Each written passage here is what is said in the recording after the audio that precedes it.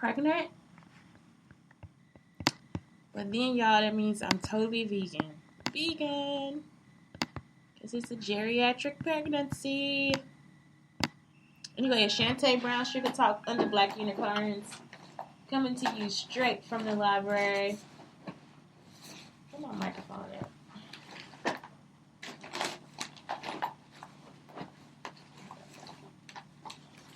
If only for a moment. Boy, don't be surprised. You look so good. Haha, anyway, satin PJs. Yeah.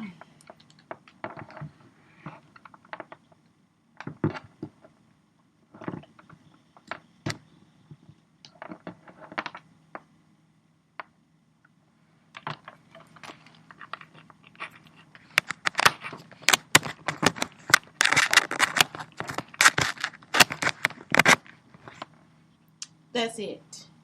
That's a microphone, darling. Why is it? Okay, there it goes. All right. Anyway, so today is so like. Oh, let me get my book. So today is like so Bible based. Like it's like I don't know. Today I'm not preaching, and I'm not a preacher, and it's not meant to be holy or whatever. So it's up to you if you want to listen today. But today is like Bible based. So anyway, Shantae Brown Sugar Talk Under Black Unicorns coming to you from the library. And today I have a song list too. Like, you know, so then you guys kind of understand where I'm coming from. So, here we go. So, what happened is like, they had a reading from John 7:40 through 52. And it was the discussion about the origins of the Messiah. And so, really it was about how Jesus was born in Bethlehem, but he was raised in Galilee. So that's the same thing with me. I was born in Belleville, but really East St. Louis, and I was raised in Texas. So it's like, in parts of Louisiana. So that's what it is. It's like, I was born in one place, but since I traveled, it was like I was raised somewhere else. And I was actually raised in both places, but that's it. Like, it's like, I was like, man, that's so cool. So when they brought this up, y'all know I did the ugly show. So I know people are like, what does she mean by ugly? Like, for real, the unattractive people are turning into, like, they start to look like gargoyles, dogs, chupacabras. Like, it's not a joke. So, when I talk about ugly, it's a saint called Saint Drago. And I didn't know this. He's the saint of ugliness and coffee and unattractive and repulsive things. So, it's like, when I say this, it's like, let's see, his feast day is the 16th of April. But he is in charge of patience and suffering, overworked and exhausted. And that's what they mean by ugly. They're plagued by guilt or regret. And guilt is a sin. The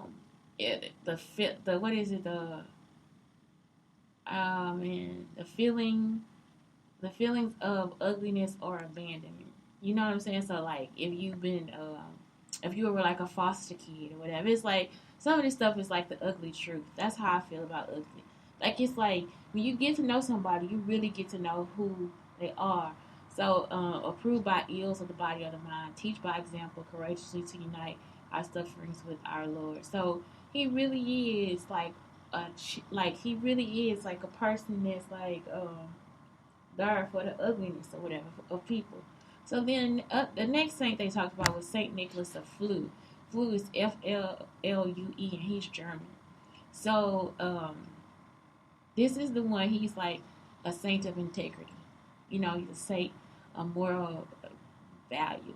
And I was like, man, can I be a saint of lifelong learning? Can that be me? Can I be a saint of lifelong? But yeah, it's like so. It's so. I think that's arrogance. Like it's like I feel arrogant asking if I could be a saint because I don't know how people become saints. But it's like, can I be the first Jewish or Native American saint? Like Black, Jewish, and Native American, you know? So it's like, that would be so cool to be a saint. I mean, it is like so cool to think about it. So anyway, after that, we went through John 8, 1 and 11. And this story is like, so true to me. So I'm going to talk about two stories. So it's this story and it's the one about Susanna. So the one about the John 8 through 11 is about the adulteress and how they felt like, well, she was like Jesus was teaching early in the morning. I gotta take off the caps lock. Jesus was teaching like early in the morning, and I guess maybe she was cute. You know what I'm saying? I'm thinking, is this like just a story about her being cute? I don't know. So anyway, he was teaching early in the morning, and like he only teaches to he teaches to the high class people. He teaches to the educated. You see what I'm saying? He's teaching. He's a teacher at this point. So and I also think that in these scriptures that I read, I also found that he was an inventor because this is something where people don't understand the blood of Jesus. So they like through the Bible, they teaching you why the blood of Jesus is important because first he's a teacher, like he's an educator. He's also a doctor, like he's really doing this stuff. And so I'm thinking that maybe he probably could use both sides of his brain, or he was a genius. They talk about, well, he brought the water to the people, and the animals and stuff. So this is something that helped me like really understand how I'm close to animals the way I am, like with the insects or whatever. Is because he had a history or repertoire of being helpful to animals too. So he's like the person that still brings life to places where there wasn't life. Like so, he's helping them create like waterways and passages and different things like that. And it's like he's actually helping them create things. So he's an educator, a teacher, an inventor. You see what I'm saying? He's a doctor. And it's because he's thinking of solutions or whatever. So these people have problems and he's thinking of solutions to add something to the cities that he visits. So at some point, I know I talked about how they would just be like, well, he's like the reason why they didn't want to believe him was because he wasn't from Galilee. Like they were like, no, if you Jesus, you would have been born in Bethlehem. You know what I'm saying? Like, but you remember they killed all the people in Bethlehem. It's like something where they had to send him down the river, or whatever. So it's like, okay, so it's like, are you serious? So he like, but that's me. You know what I'm saying? Like for real, Moses was writing about me. So that's what it is. And so, um, it's like that's why it's important because he was already ordained with these gifts.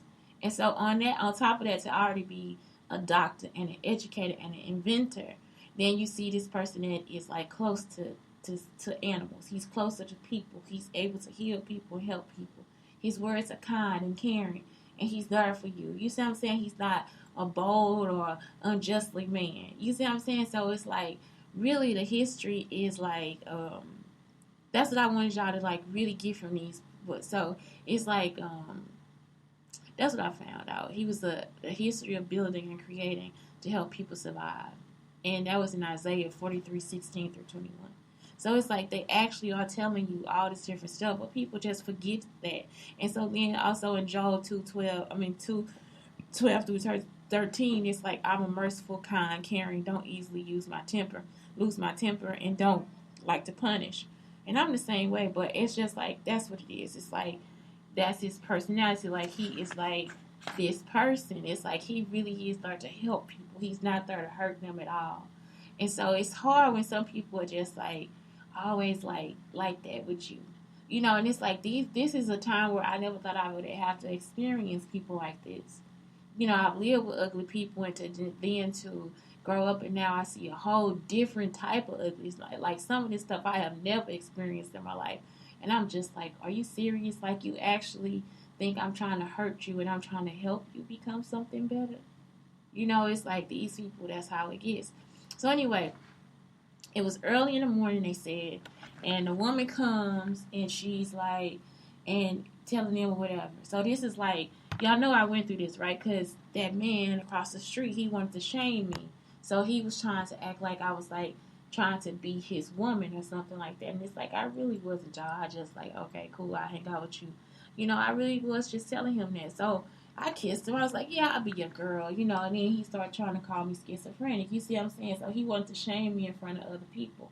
So it says, the scribes and the Pharisees make the woman stand in the middle of the crowd. Like she's actually had to stand there in the middle, like while they standing. And some of this stuff, y'all, that I'm like really exaggerating is from the sister. So it's like, so they made her stand in the middle of the crowd, and while they like were like trying to humiliate and disrespect her, and so Jesus like, what? You know what I'm saying? Like, are you kidding me? Like, yeah, she cute. You know what I'm saying? So, after that, he said, so what y'all, he drew on the ground or whatever, which I don't know what that really means. And, you know what I'm saying? Did he draw hard or what?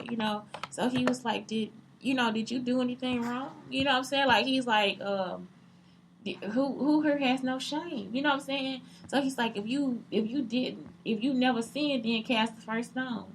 So, they brought her there probably out of lust too. So it's like, so like look at her, see who she is or whatever. So the other thing is that if he was like me, maybe they wanted to see if her face was evil. That's what I saw too. So it's like from a different perspective, from my perspective, it would be like they wanted to see if she was evil. But that's it too. Like it's like let's bring her before the king, because her face would show evil if she had ill intentions. You understand? So what happened was the elders had to actually be turned away. So the elders could have brought her there to see if they, you know what I'm saying? Like I always tell y'all, like how evil people want to kind of be around me, so they can see if I would like want to be around them too. So Jesus, when they left, who left first? The elders.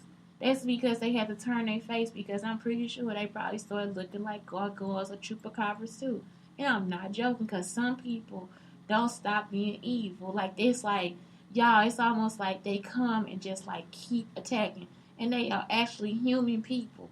Like they actually attack me, and they are human. Like I'm not attacking them at all. This made me think about Piper the comedian, and how when the guy made me stop so he can make Piper see me too, like so he can say that I'm the woman that he needed to be with, like because Piper had a joke, like I told y'all about this too. Like Piper had this joke, like where he would be like, yeah, I want my woman to be insecure and dirty. You know what I'm saying? I don't want her to have no. I just want the ugliest girl on the campus and stuff like that. So when a guy stopped him, and then he made him like like, okay, this her right here, like this the girl that you want. This the one that's the shameful one. He wanted me to feel ashamed about it. And it's like, and Piper came out like, hey, how you doing? What's up? So I guess that was their joke. I was the butt of the joke, right? So it was like, okay, that's what it is. You know what I'm saying? Like, I've actually been through this situation. So yesterday when we were doing this, I guess somebody might have told the sister that that's Shantae. Like Shantae's been through this. Because the sister wanted me to read it too. And I was like, okay, I'll read it. So yesterday was like, I think somebody wanted to hurt me yesterday. Like, it's like, because they don't know what's going on, it's like, well, let's put this out there to hurt her and make her go through this again. And it's like, nope, it's okay. It is okay. It's okay. Y'all, I still know the real stole, but like they were the first people to steal. So then I thought about today, like how Tam was like, I had sex with him in the closet. That's more evidence, right? Because I used to have sex in my house in the closet, because somebody was like trying to record me in my house having sex. You see what I'm saying? So it was like that was important too. Like, why would you have to put that on the show about me, or why would you have to record inside of my apartment? And it's just like, for real, y'all, I just really be like, this is some degrading shit. And it's like, when do you realize that that's not something that you had to do, or that you even have to do now? So, you know what I'm talking about? Like, why would you record me going to the bathroom, and at the same time, my mom came there, and she was like pooping on the toilet and all that stuff. Like, and that's something that she wouldn't do herself either. But there's like, I learned that my mom was evil, and it was like the reason why it was like an issue for her is because her forgiveness had to come from me. Like, she had to know that I was the person that wasn't going to hurt her or anything like that. And it's like, I don't want to hurt y'all at all. Like, I'm really not the person they keep thinking I am. And so it's the reason why they think that is because they were told that. You see what I'm saying? So it's like, that's why I couldn't be upset with them, is because somebody was preaching against me at the same time. And that's why I had the issues with the abuse all the time. So anyway, my song for that one was Penitentiary Philosophy, first of all, because get your old ass somewhere and sit down. And my second song on that was Hate on Me. And this is why, y'all, because now, after this, we now study the story of Susanna. And Susanna's story is like in, her story is in, I don't know, where is it? I don't know. Is it Psalms 55? I don't think that's the one. So anyway, Susanna, let me tell y'all the story in short.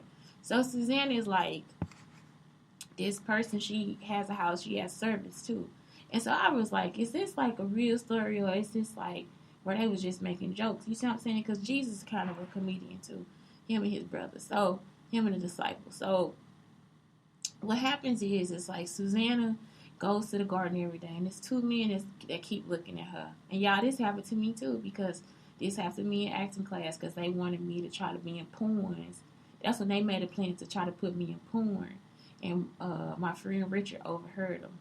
So that's why I'm like, King Richard, for real. So my friend Richard overheard them and told me that they were trying to set it up so they could hear my voice moan, you know.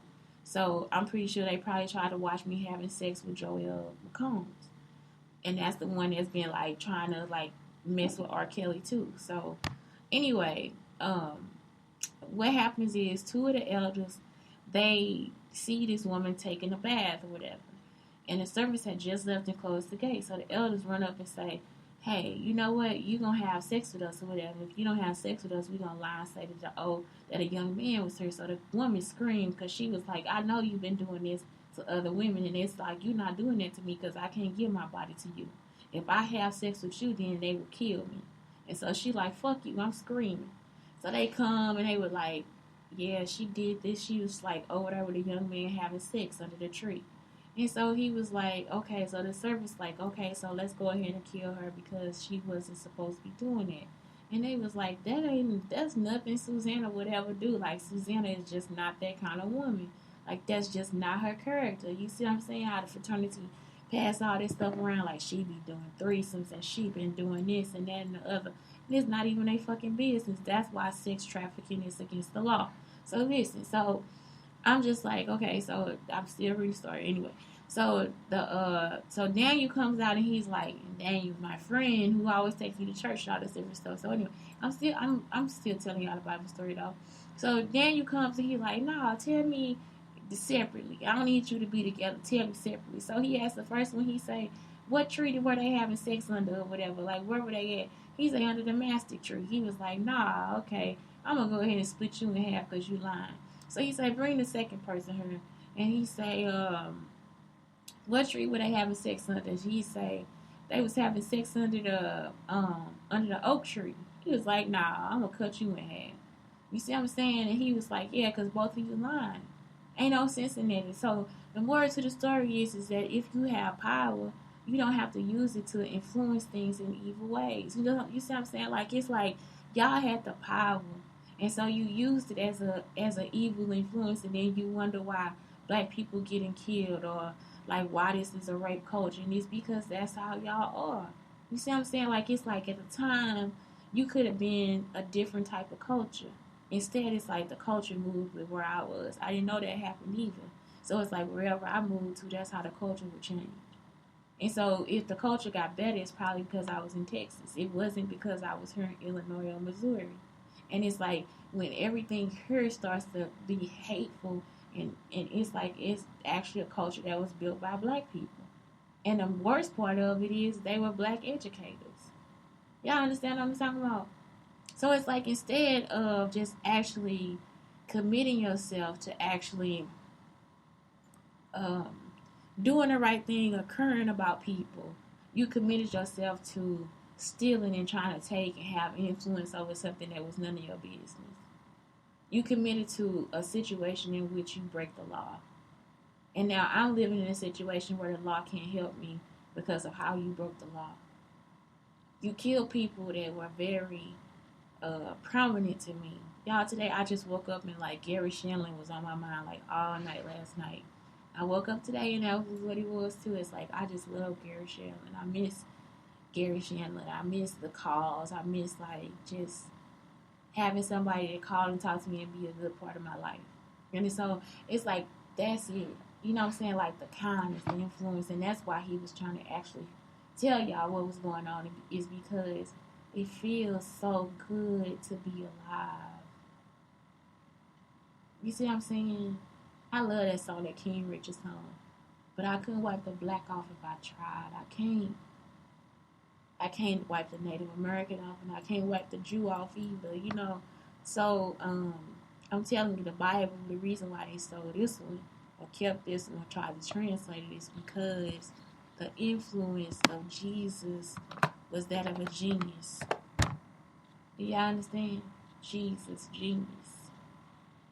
That's it. That's our lesson for today. Jesus himself was a genius. And it's something that that people didn't want to understand. And so he was probably killed for his work. That's why the stories had to be told. So anyway, that's it. It's Shantae Brown Sugar Talk on the Black Unicorns, telling you today that I love you. Oh, because this is why. Let me tell y'all what happened. What I found out is that I was sinning because this is why. God takes no pleasure in the death of the wicked, because I want y'all dead.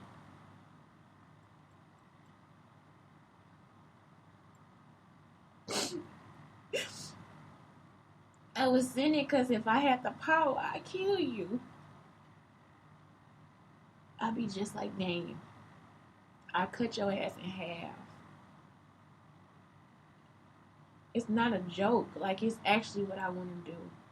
And it's like, I used to be like this when I was in school, but in a true conversion, so that he may live.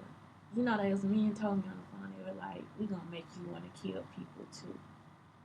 So that when they were on the phone with me, they set up so they can make me want to kill people too. And you succeeded. So, but in a true conversion, and I put true because it says in the conversion, so that he may live. And so the best thing I can tell you that I learned in what I read is have faith in yourself. That is the way that you live, and that is what I've been trying to tell you. Like, you are your Bible story. Like, this is not something where it's not important. We need you to like really drop the phone. If you're on the phone doing something hateful and disrespectful, you need to really put down the phone. If you put out information, because the Bible is also teaching hate too. So I'm not even for Bible. That's why the Bible doesn't need to be in school. Every time I read this, it's always something like they argue with the Jews, and it's like that's not the truth, because Jesus is a Jew. So Jesus was arguing with his brothers. He wasn't arguing with them like in a mean way. It's like, it's actually like, this is family. You know what I'm saying? That's his family. So that's what that is. It's like the interpretation of how people take the word and just change it to hate, because it's not hate. And I started to read a new chapter where it was like, and Jesus punished these people. No, God punished these people because they said something about him and all this stuff. And so that starts to become something where this is more human than it needs to be. You see what I'm saying? So it's like, in my humanness, I would kill you. But because I work for God, I have to convert you. And all the conversion is just have faith in yourself. You see, don't have faith in me. Don't put your faith in the Bible. You have to put the faith in yourself. That's it. So anyway, I had to really pray about that. Like, it's like, and I forgive myself. That's it. I really do, because I would kill you. So anyway, that's it. It's Shantae Brown Sugar Talk on the Black Unicorns, telling y'all to have a good day.